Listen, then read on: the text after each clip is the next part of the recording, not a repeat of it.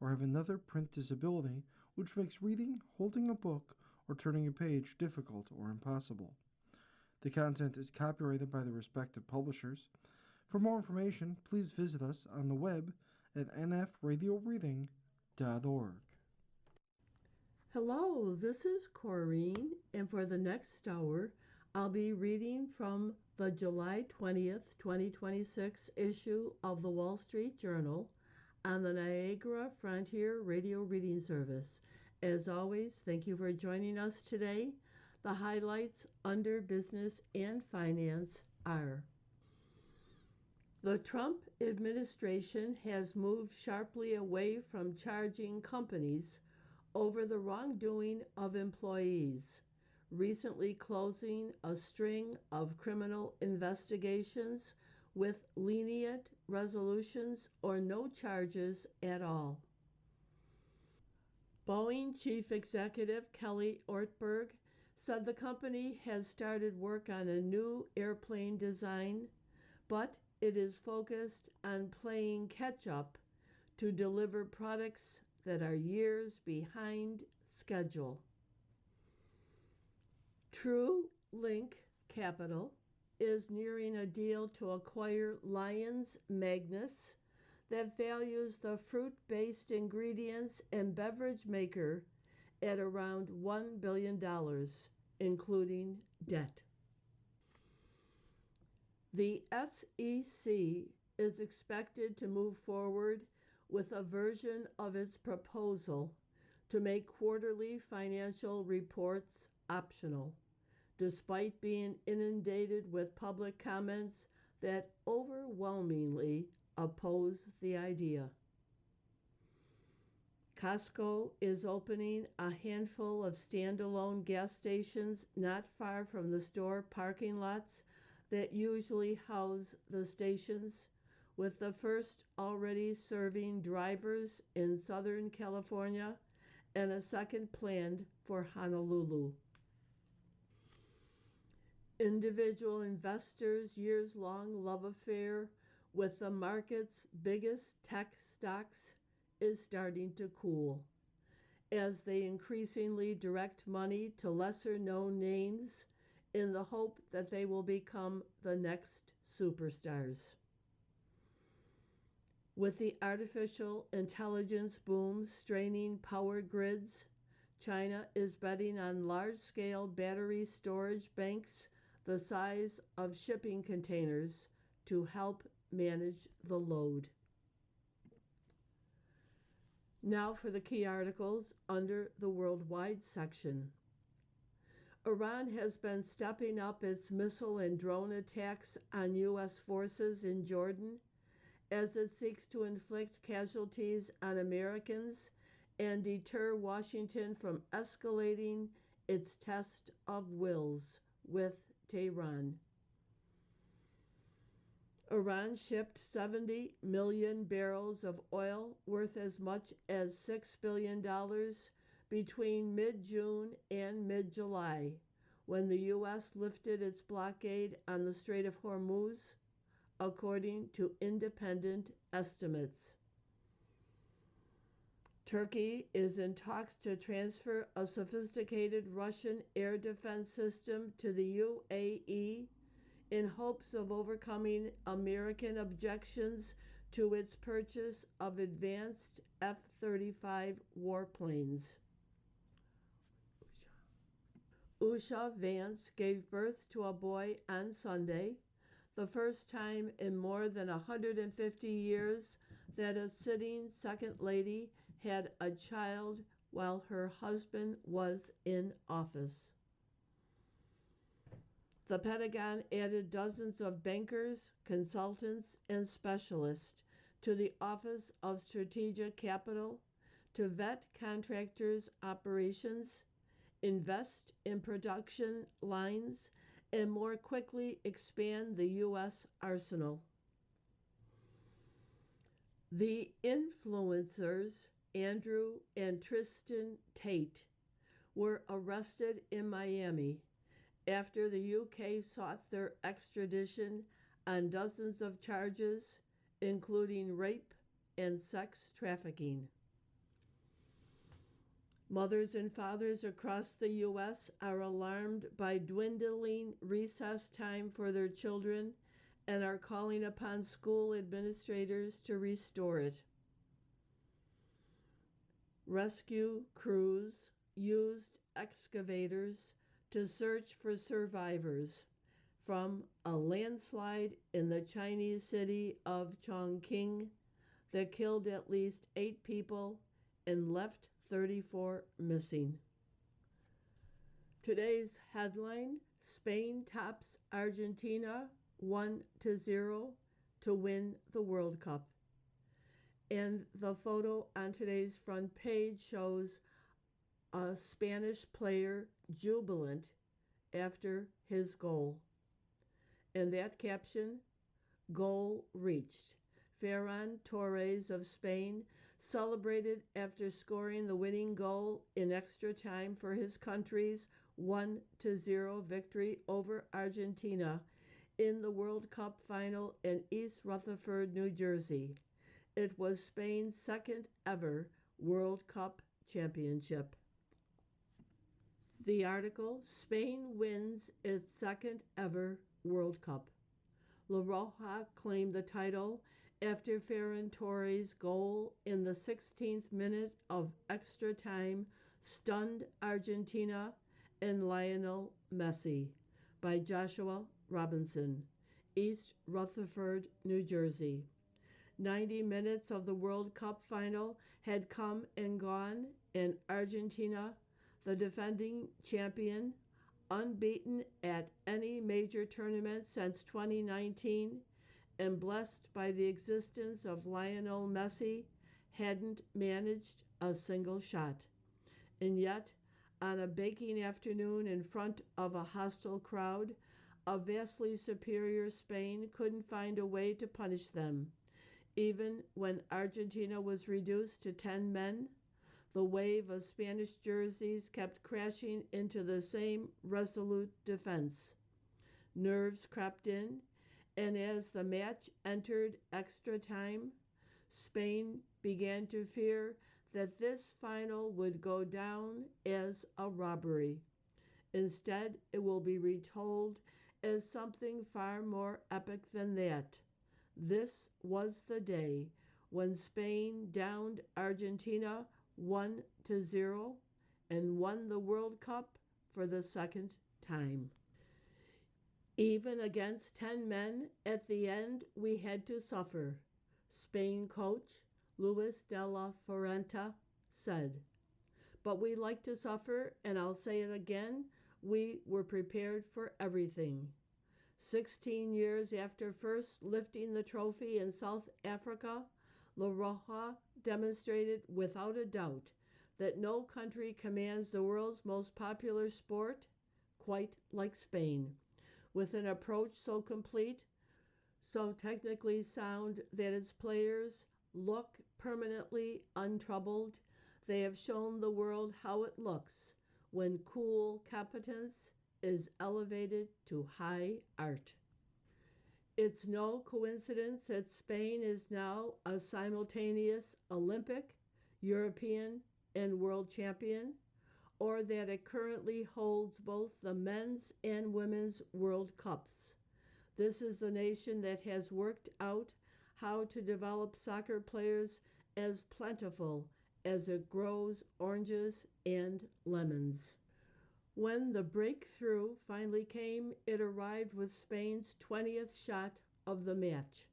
After 104 games, the largest World Cup in history had required an extra half hour to decide its champion, and now, in the 16th minute of extra time, Ferran Torres was the man to enter the history books.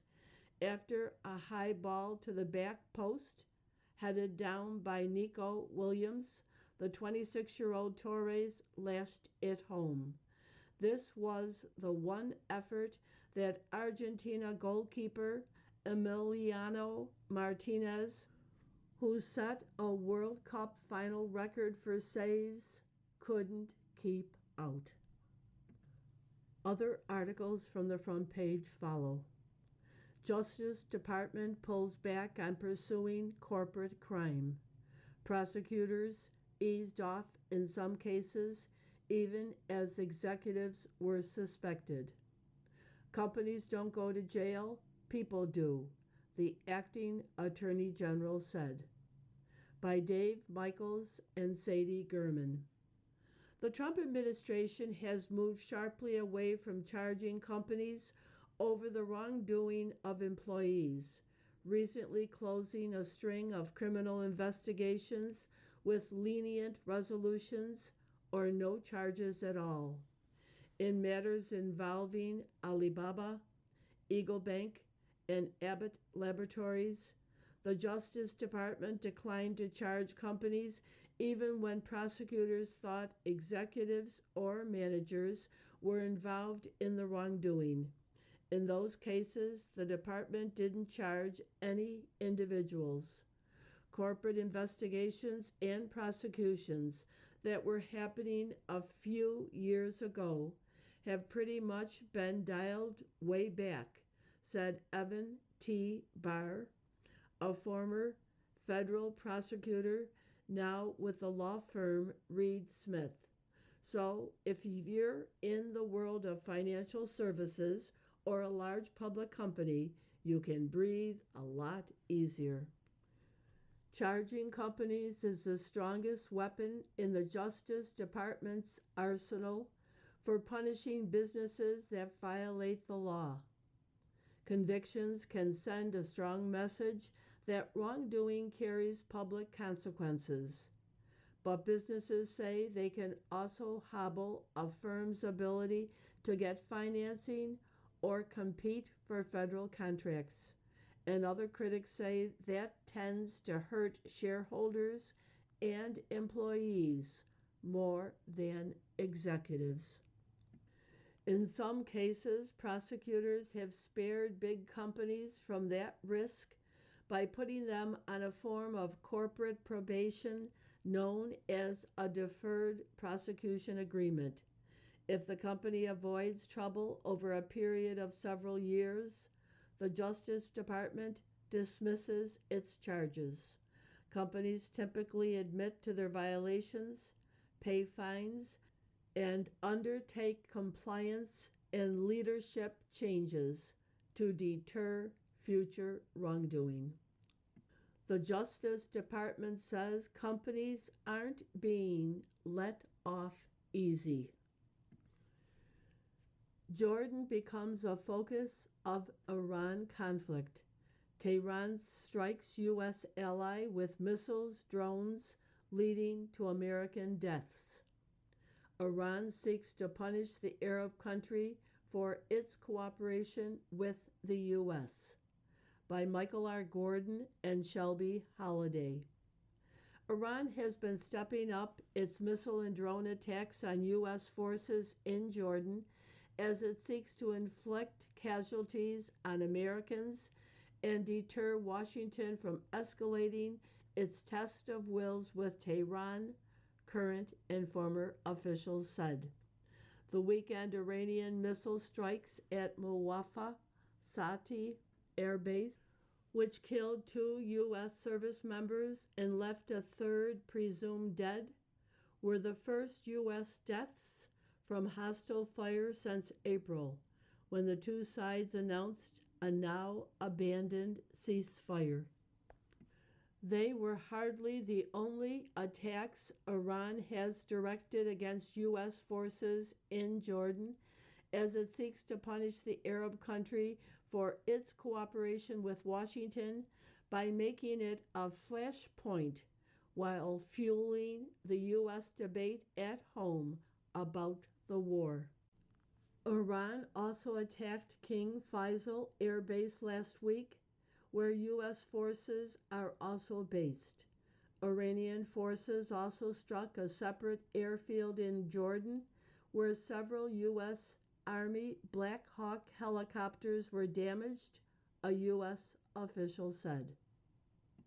Separately, an American service member died in northern Iraq on Saturday during a controlled detonation of a downed Iranian attack drone, said U.S. Central Command, which oversees U.S. forces in the Middle East. A second service member was wounded and is receiving medical treatment, CENTCOM said. A CENTCOM spokesman declined to comment on battle damage assessments of the Iranian strikes in Jordan. Tehran's repeated attacks on Jordan come as the Trump administration has spent the past week broadening U.S. airstrikes in Iran to include bridges and other infrastructure. Following the announcement of the Iraq death, CENTCOM on Sunday night said the U.S. military carried out a round of strikes against Iran for the 9th night in a row. Before this week, the Pentagon had said 14 American service members had died in the conflict with Iran due to hostile actions or accidents. The U.S. deaths over the weekend will test the restraint of President Trump, who has previously said he would consider going back to war if Iran kills U.S. troops. You are listening to a reading of articles and features from the Wall Street Journal on the Niagara Frontier Radio Reading Service. Shortcuts in Private Equity Mint New Millionaires by Miriam Gottfried. In 2015, Bakari Akil was a homeless college dropout with a single focus, figuring out how to get rich, sleeping in WeWorks, on the subway, and in airport waiting areas. Akil watched videos, listened to podcasts, and pored over personal finance books. He needed to own a business, he decided, by how to do it with no money. Then Akil read a Harvard Business School case study that described how MBA graduates were running around the country trying to buy companies with money from something called a search fund. He felt like he had discovered a secret. In the decade since, Akil, now 37, has bought 2 multi-million-dollar companies. He has spent each month of the past 3 years living in a different country. He is now worth 7 figures. Akil is part of a growing wave of people looking for a shortcut to private equity riches. They are ditching the well-worn path from associate to managing director and finding ways to buy HVAC and plumbing outfits, specialized manufacturers, and other small and mid-sized businesses. Financing such deals is a far cry from traditional private equity, where firms use funds they raise from institutional investors and the ultra-wealthy plus debt. Instead, these would-be business owners scrape together financing on a deal-by-deal basis.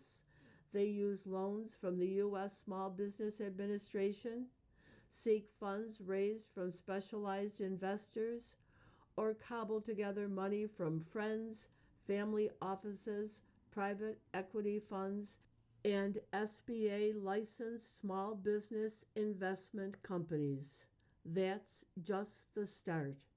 Pursuing the owner to sell and executing an improvement plan is a daunting task for even the most skilled deal makers. While these buyers typically pay far lower multiples of earnings than big private equity shops, they make up for it in brain damage, said Eli Albrecht, an attorney who founded a law firm in 2024 focused on such deals. I view these guys and gals as the homesteaders of the Wild West, said Albrecht, who previously represented big private equity firms at law firm Gibson Dunn. They're heading out without a dollar, to their name, and if they make it back alive, there's a lot of money to be made. Meetings, chats, dates, all are being recorded by Catherine Bindley. To record or not to record, that is no longer a question for people in tech. The answer is a resounding yes. A Zoom call isn't complete without an artificial intelligence note taker. Phones are out at meetings, capturing every word. During impromptu conversations with coworkers, someone might turn on the granola transcription app, which can turn the interactions into one-page summaries or a list of action items. Even at bars and on dates, people are using AI-infused listening apps to analyze conversations later on. Gone are the days of any interaction being private by default. Asking for permission is out, even though in some situations that could mean violating the law. It isn't creepy if it's in the name of productivity, the people doing the recording say. Aftermath. Russia hit the Ukrainian capital with a big attack as President Volodymyr Zelensky sought to diffuse discontent over his dismissal of the defense minister. Zelensky tries to quell anger over sacking by James Marson. Ukrainian President Volodymyr Zelensky sought to diffuse growing discontent over his abrupt dismissal of the country's popular defense minister as Russia launched one of the largest ballistic missile attacks on Kyiv since the start of the war. Zelensky held meetings with senior military commanders for a second day Sunday after a protest of thousands in Kyiv on Saturday had called for the ouster of Ukraine's top general. Zelensky provoked anger among some in the military and society for his surprise decision last week to remove Defense Minister Mikhailo Fedorov, who had clashed with General Alessandro Syrsky over war strategy. Supporters of Fedorov, the 35-year-old advocate of Ukraine's drone program, hail his champion of technology that has helped halt some Russian advances and his implementation of digital tenders in an effort to cut corruption. Zelensky has said he wants a new defense minister who will work more harmoniously with 60-year-old General Syrsky, who commanded forces in successful early battles in the 4.5-year war, but has since been blamed for excessive focus on tactical decisions, favoring certain units loyal to him and hanging on to territory at the cost of excessive casualties. The president said late Saturday that he had spoken with both men. Decisions regarding the army will be worked out, he said without elaborating. Now for other articles within the paper. Iran moved $6 billion of oil amid war's truce by John Emont. Iran shipped 70 million barrels of oil worth as much as $6 billion between mid-June and mid-July when the U.S. lifted its blockade on the Strait of Hormuz, according to independent estimates by United Against Nuclear Iran and other oil analysts. To get around U.S. sanctions, Iran sent its oil to an area known as the Eastern Outer Port Limits, outside the territorial waters of Malaysia, a midpoint between Iran and China. Their vessels used hoses to transfer the oil to other tankers. Typically, the tankers receiving the oil would head toward private refineries in China, known as teapots, who buy the oil at a discount. The subterfuge made it harder for the U.S. to crack down on Iranian sales. Analysts say the surge in Iranian ships arriving in Asian waters in July means Iran will likely receive billions in revenue in the months to come. If they had left the blockade on, the pinch would likely have hit about now, said Charlie Brown, a Singapore based analyst with United Against Nuclear Iran. But once the blockade lifted, Iran quickly surged more oil, so there is a big puffer again. Turkey, seeking U.S. jets, aims to drop Russian defense system, by Jared Malzahn, Robbie Gramer, and Summer Saeed. Istanbul. Turkey is in talks to transfer a Russian air defense system to the United Arab Emirates in hopes of clearing American objections to its purchase of F-35 warplanes, U.S. and regional officials familiar with the matter said. The U.S. removed Turkey from a program to buy and help build the F-35 in 2019 after it bought an S-400 system from Russia. The U.S. worries that having the two advanced technologies operating side by side in Turkey could allow the S-400 to learn details of the F-35, including its radar signature, and share them with Moscow. The discussions with the UAE come after President Trump visited Turkey this month for a NATO summit at which he said he planned to lift restrictions on the country's purchase of the U.S. jets.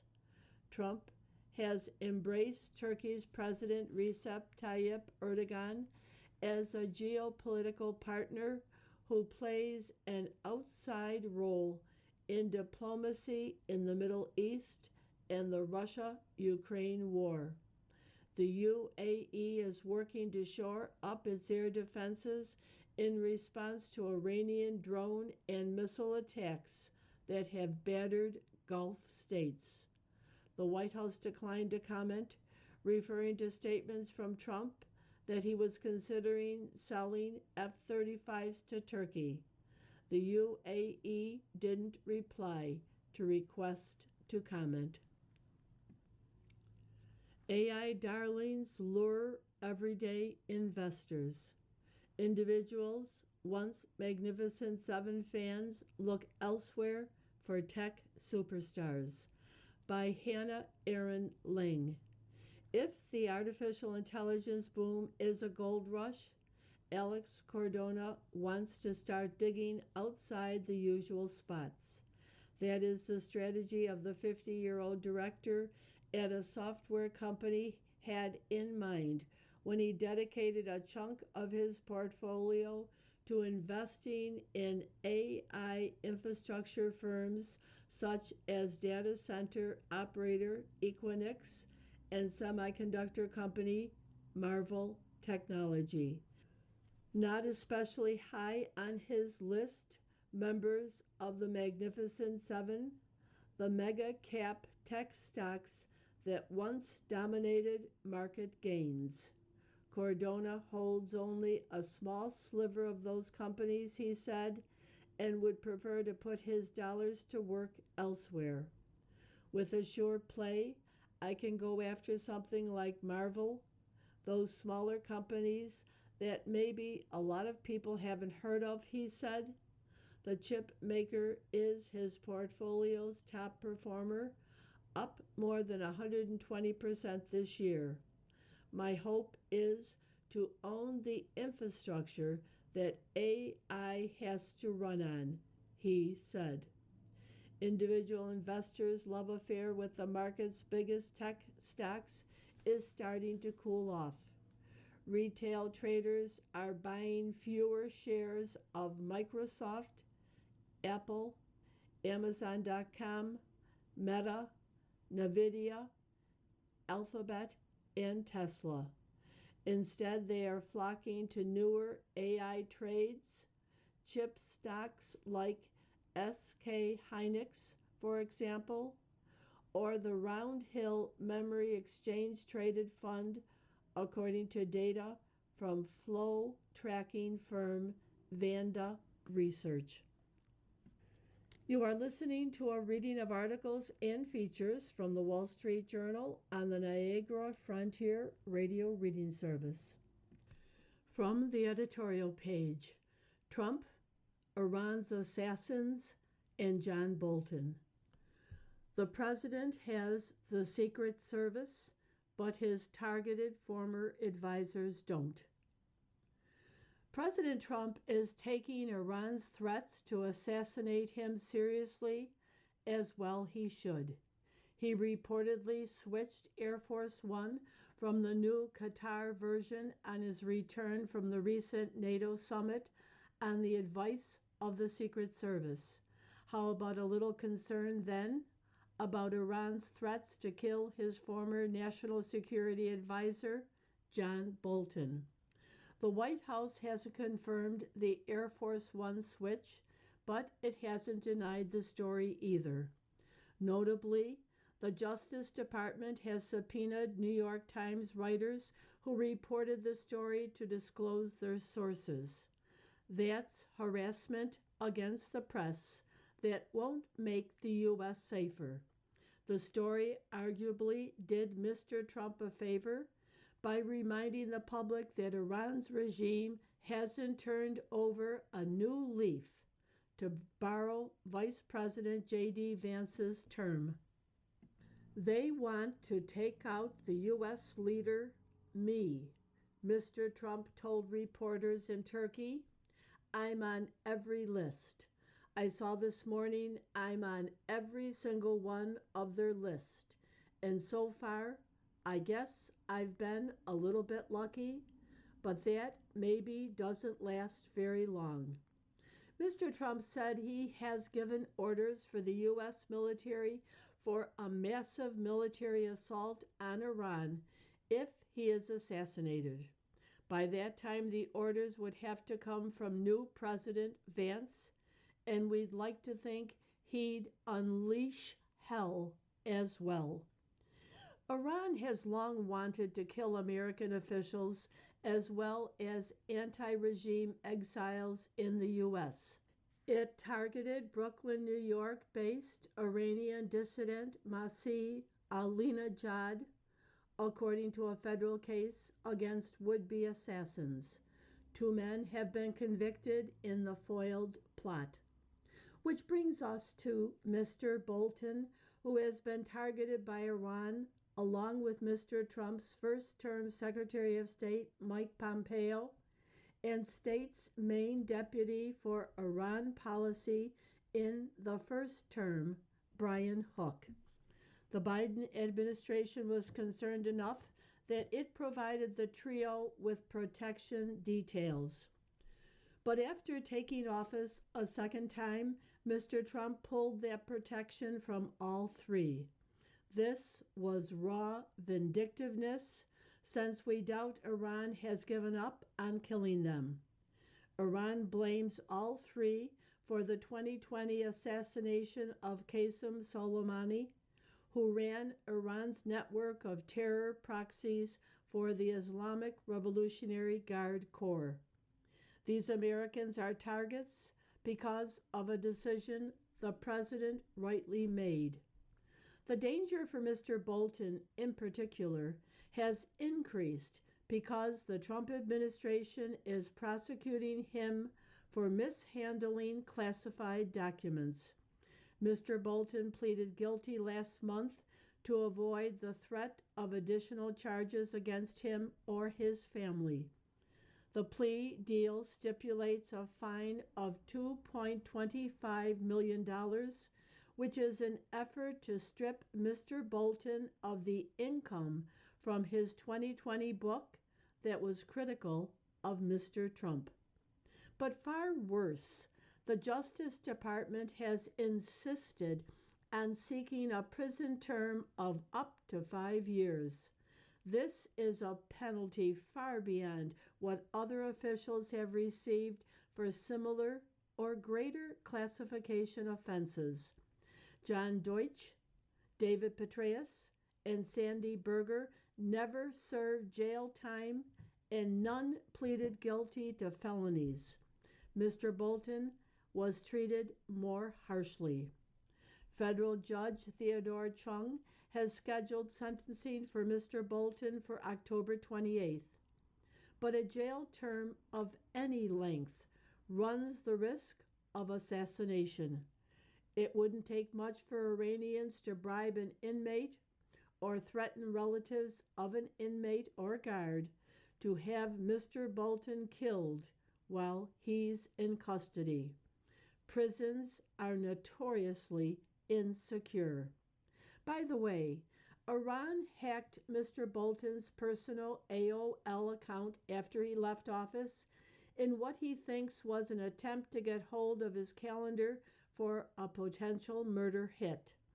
Mr. Bolton contacted the Biden administration in 2021, though he wasn't obliged to. Mr. Bolton's reward for assisting the FBI Counterterrorism Division is to have Mr. Trump unleash the Bureau and prosecutors on him. Mr. Trump has the Secret Service to protect him, but these other public servants don't. They have to do without security or pay for it themselves, as Mr. Bolton has.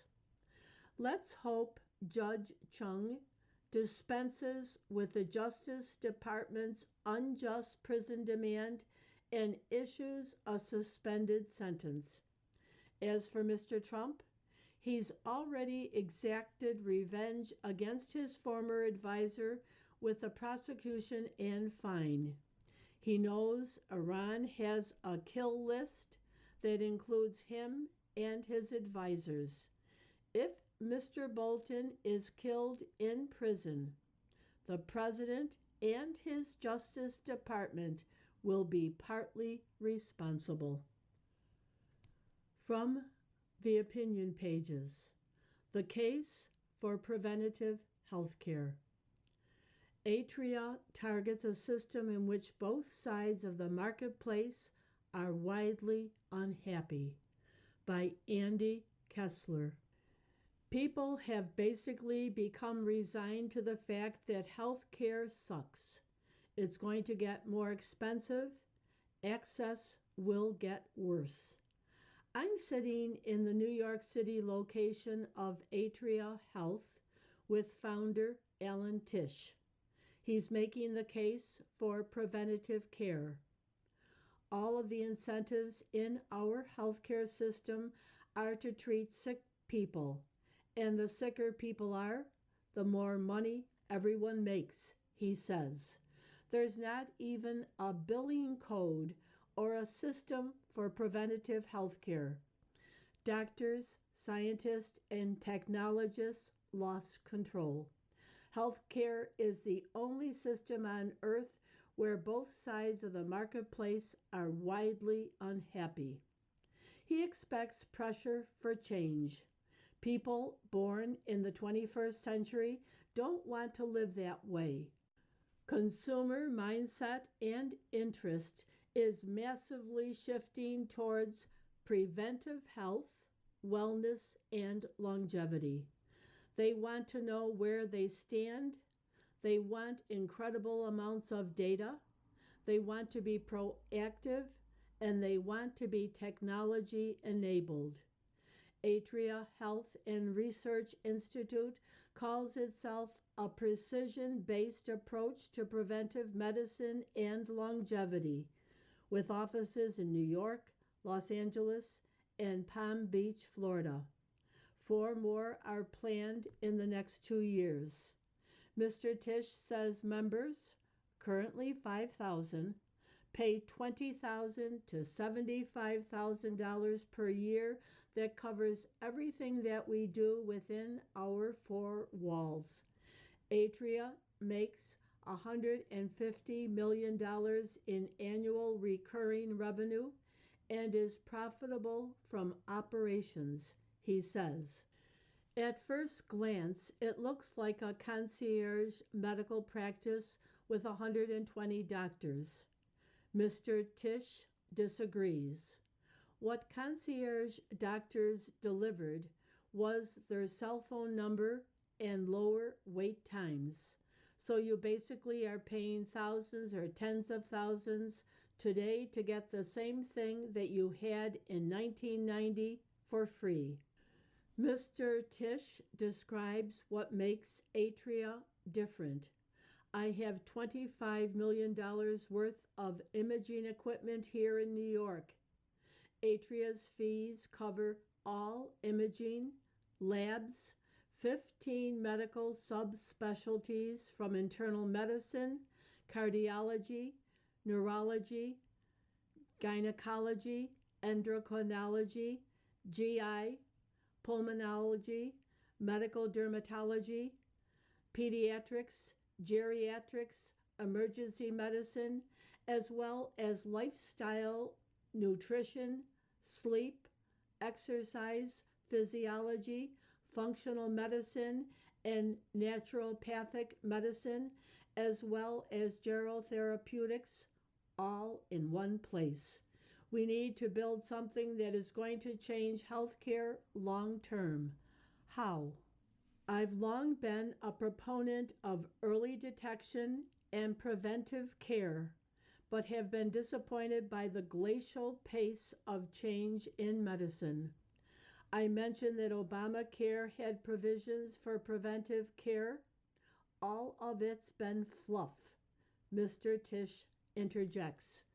He wants to build a new healthcare system from the ground up, solely optimizing for prevention of disease and prolonging healthy life using every tool, technology, piece of scientific and medical information available to us.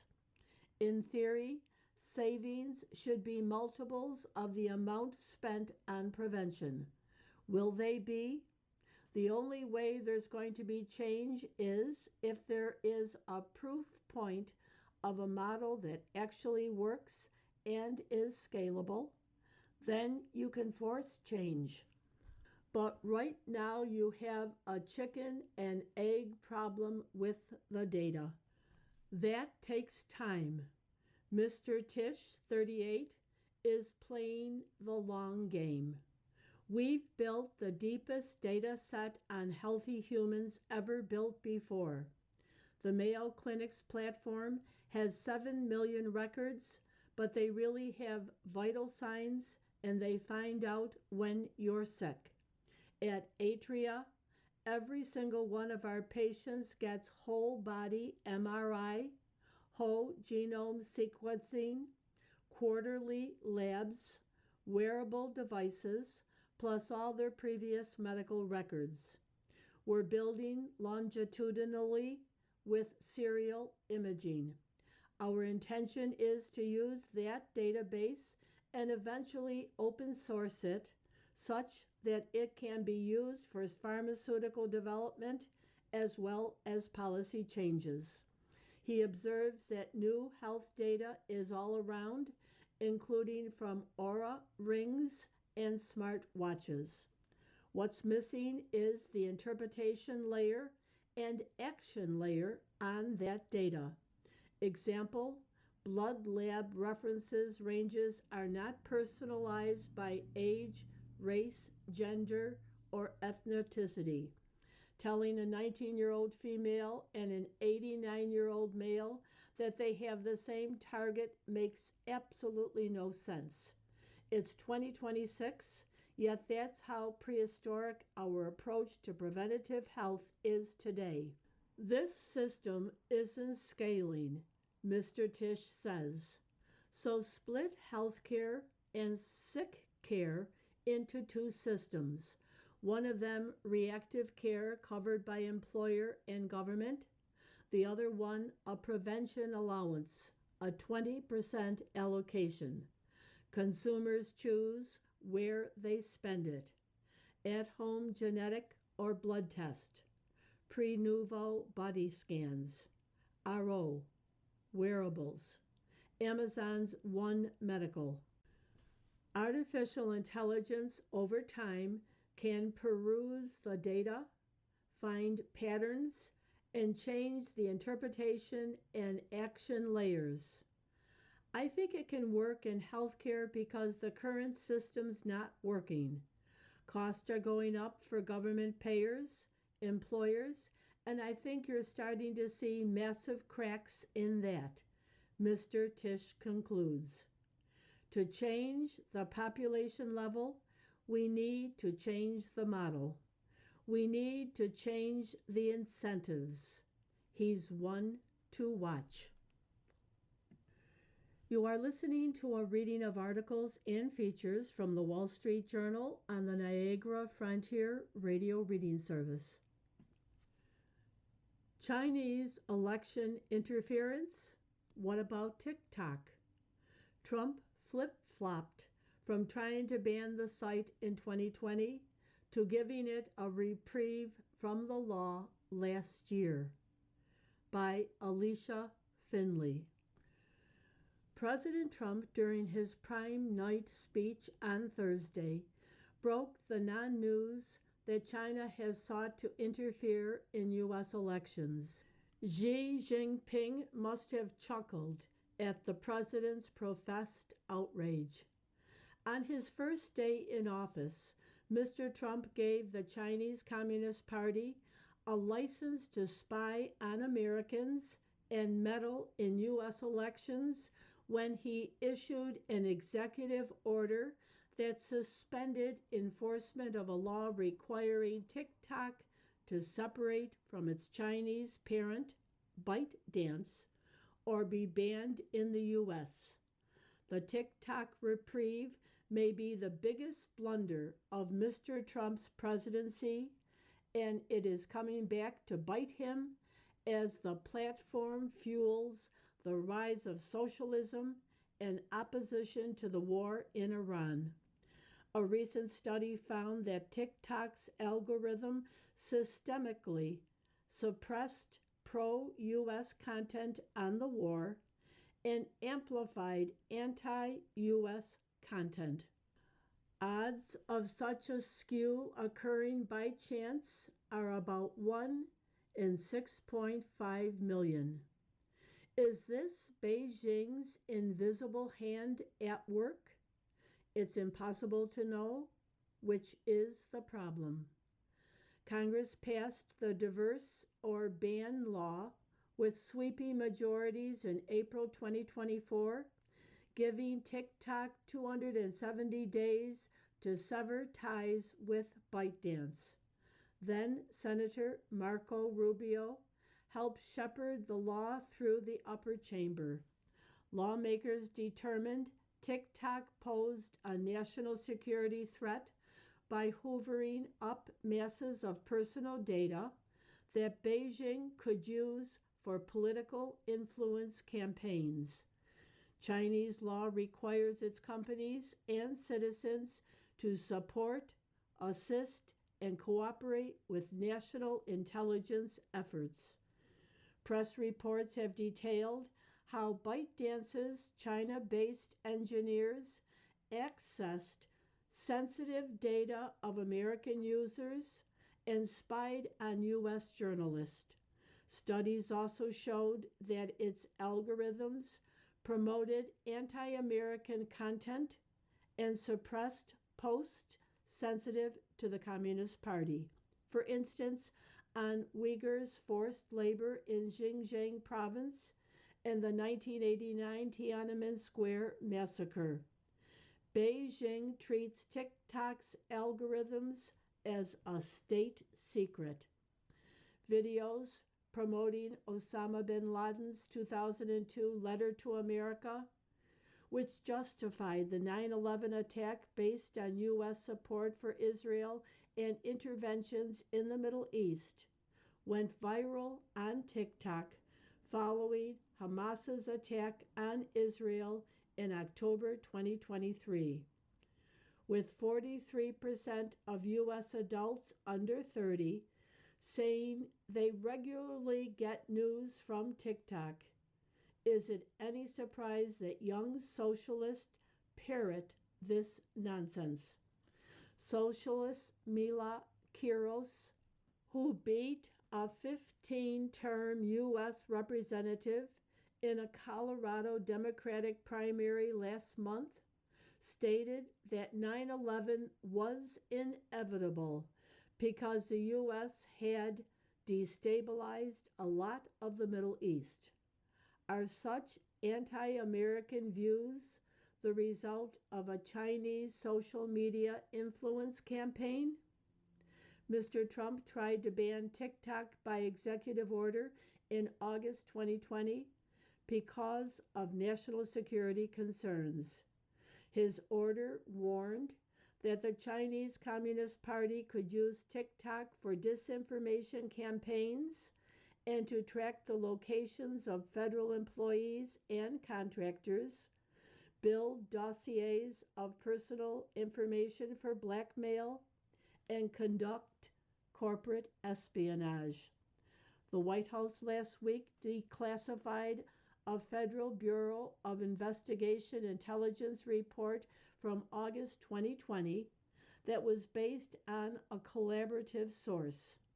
The report said the Chinese government had collected data from U.S. users' TikTok accounts that would allow it to create fraudulent driver's licenses so Chinese students and immigrants sympathetic to the Communist Party could vote for Joe Biden. The report wasn't verified, but it underscored the risk that Beijing could exploit TikTok user data for nefarious purposes. A federal court blocked Mr. Trump's executive order, and by 2024, he had changed his tune. He came out against a ban because he said it would help Facebook, which he called an enemy of the people. He also noted TikTok's popularity. There are a lot of young kids on TikTok who will go crazy without it. True, because TikTok is like fentanyl for young minds. Mr. Trump granted TikTok a reprieve, convinced that the platform helped him win the election. He may be right. A study found that TikTok's algorithms favored Republican content during the campaign.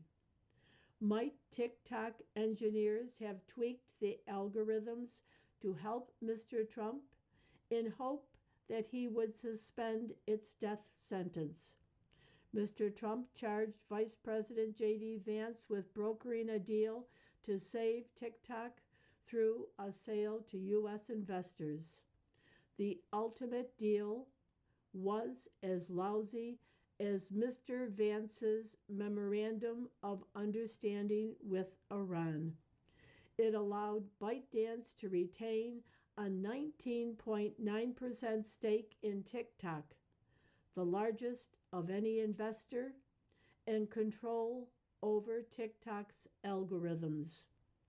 U.S. user data would putatively be housed on U.S. servers, but who can trust this? TikTok had committed to do that in June 2022, but the Justice Department alleged in 2024 that company employees had surreptitiously sent U.S. user data to China in violation of the pledge. It's no small irony that Mr. Trump's TikTok reprieve has helped socialists like Zoran Mandani, whose 2025 campaign for New York mayor caught fire on the platform, where his videos received 307 million views. You don't have to be a conspiracy theorist to wonder whether Chinese Communist Party wizards behind the scene abetted his success.